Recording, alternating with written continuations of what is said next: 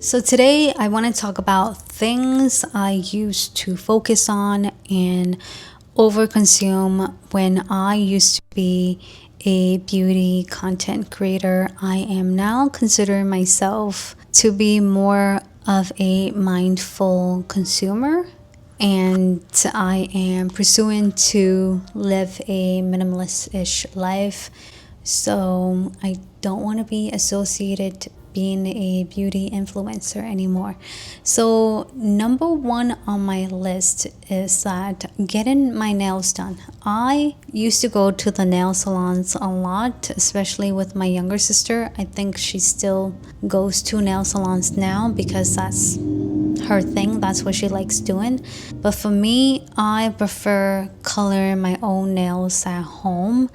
And I have I wouldn't say perfect nails, but genetically I have long nails. So I don't understand why I need to have fake nails to begin with or buy fake nails in general. I just have to file them nicely, especially if I do it in like an oval shape. They don't break as easily as often.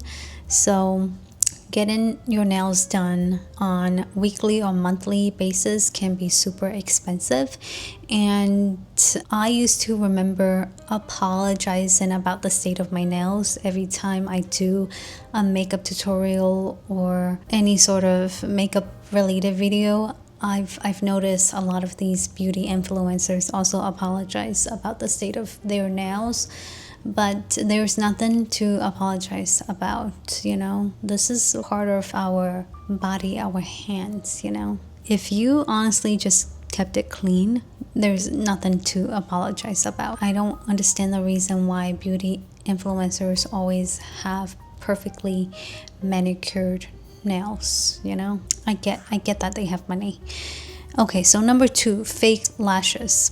I used to always have on some sort of dramatic falsies on every time I film a makeup tutorial or a makeup video, or just recently, applying on dramatic falsies every time I film any sort of video. Nowadays, I don't care about putting on falsies anymore. I don't like the feeling of false lashes on me, and I've never gotten those individual false lashes done at, I don't know what they're called. My sister usually gets false lashes done professionally, and I don't like strangers touching my eyes, for one. So and also I'm really cheap, so I'll never spend that much money on false lashes, individual false lashes. I'm forgetting what they're called right now, but I don't know why beauty influencers, and including myself, always have to end our eye makeup look with a really dramatic looking lashes. I still have a lot of eyelashes left. I haven't purchased a fake eyelash in a while right now, but I will only consider putting on false lashes, maybe like the demi wispies, when I am off to special occasions. But otherwise, I hate the feeling of false lashes. Hold on a second. Number three, balayage. So I used to get my hair coloring done at a hair salon, and it will cost me up to $400 each session.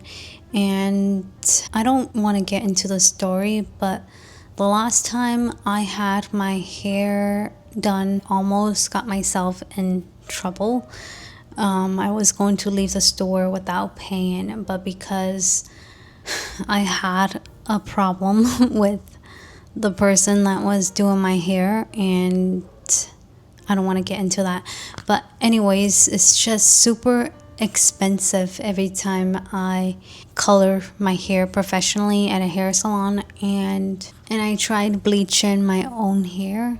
Honestly, it was not successful. That's why it ended up looking like this. But I don't want to have any sort of bleach in my hair anymore. I am going to be embracing my dark black hair, and I am perfectly okay with it. So I honestly miss that blonde hair look on me, but it's just so expensive to maintain. Number 4, buying endless new eyeshadow palettes for completism. And my goodness, I mentioned that eyeshadow palettes were a weakness of mine, and I finally snapped out of it. We don't need to have over 1,000 eyeshadow palettes. We only have one set of eyes. Every time you come across a new eyeshadow palette, it doesn't mean you have to own it. You can just look at it like a museum's artifact, you know, every time you come across a new makeup product. That's how I am viewing them sort of now. Number 5, curating haul videos. I used to do a lot of haul videos every time I go makeup shopping from sample sales or Sephora sales or Ulta Beauty. I would be showcasing my hoard proudly online, and I used to also love watching a lot of haul videos. So of course I want to make haul video content, but it is really wasteful. Number 6, decluttering makeup to buy more makeup. So that's essentially my mindset back in the days when I was doing decluttering makeup videos, because I thought that if I declutter these old makeup products, I can make space for newer makeup products, you know, and it was just becoming ridiculous. My honest advice, don't declutter just to declutter, and don't declutter to make space for new makeup products. It doesn't make sense. It defeats the purpose of decluttering. And lastly, buying makeup backups. My goodness. I used to buy a lot of backups in terms of brow products or eyeliners or even concealers. I will have backups. I would buy double of foundation sometimes, or eye primers. You know, it's just one is never enough for me, and I felt like somehow I needed to have backups. And I have seen so many YouTube videos where beauty influencers are showcasing their backup makeup drawer, and I really thought that I needed backups as well. And meanwhile, it takes like 10 plus years to finish one makeup product, you know? Nobody needs a makeup backup because we are growing every single day, essentially. And we as humans, we're changing our minds constantly as well. So what we like this year, we might not like the following year. So I don't believe in backups anymore. So that's the end of the list. I'm gonna briefly go over what I have on my eyes, because I had one subscriber who asked me what I had on my eyes in my previous video. So this is for if anybody wants to know what I have on my eyes currently. And I have 4 different shades on my eyes, and I've used 4 different eyeshadow palettes to create this look. So this is my Z palette, and so I use this eggplant shade for kind of like all over my crease, you know, and it is a beautiful eggplant color. This is the palette from one of the Pat McGrath holiday releases, and I love this palette. I just don't like the packaging of the original palette, so I depot it into my Z palette, and I'm using it more often, I think. And then for my outer V area, I've used a shade from this palette, the Mothership Mega Celestial Nirvana in shade Violet Vixen. It is this purple shade over here.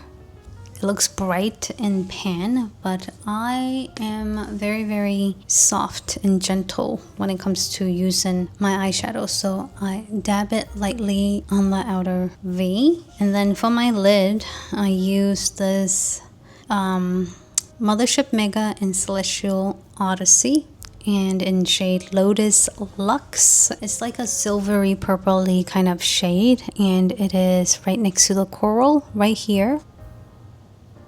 So that's the one. So this is essentially the shade here. I'm sorry, this is like a very awkward position to show, but this is it right here. It is a gorgeous silver lavender kind of color all over my lids.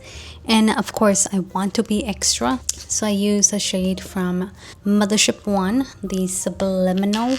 I use this shade right here, this iridescent purpley, her special shade, and it's like consider a topper shade to me.